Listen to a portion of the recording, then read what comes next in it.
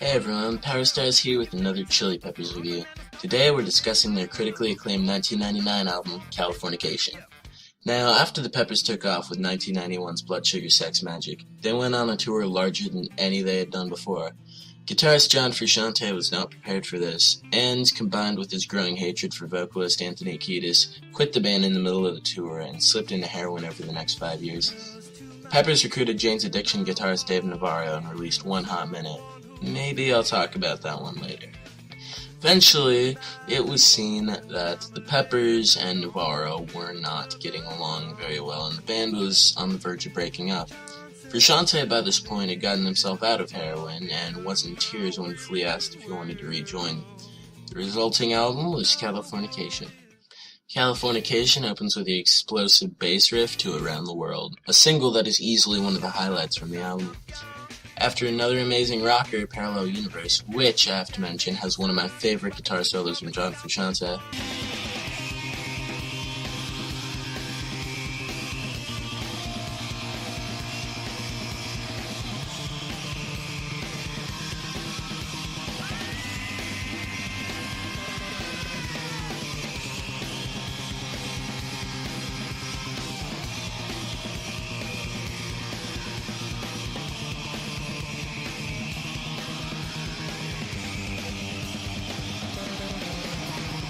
It's clear that the Peppers have begun to embrace their softer, smoother side with songs like Scar Tissue, Other Side, and Californication itself. But it's clear that the album isn't missing its share of funk with songs like Get On Top, I Like Dirt, and Purple Stain.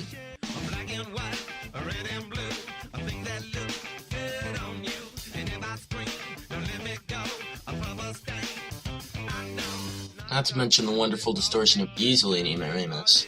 Ema Remus in particular is just a really simple yet solid guitar riff being played around with by Frusciante, while Flea and drummer Chad Smith lay down a great rhythm to go with it.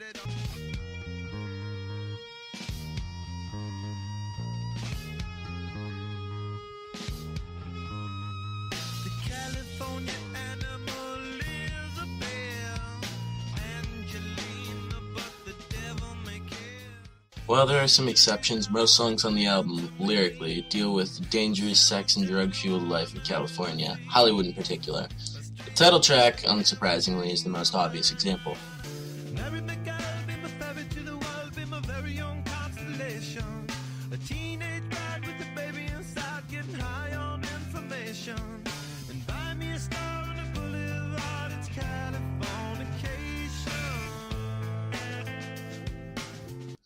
Speaking on the vocal side of things, John Frusciante's harmonies are utilized to their full advantage here. While they started experimenting with vocal harmony on Blood Sugar Sex Magik, this is where they perfected it. Good examples of songs that use the harmonies to an amazing degree are Right on Time, Around the World, and Other Side.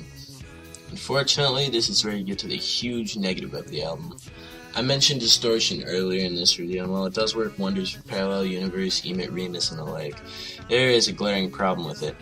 Every song in the album is distorted in some way. To further explain this, I'll need to make sure my viewers are familiar with the loudness war.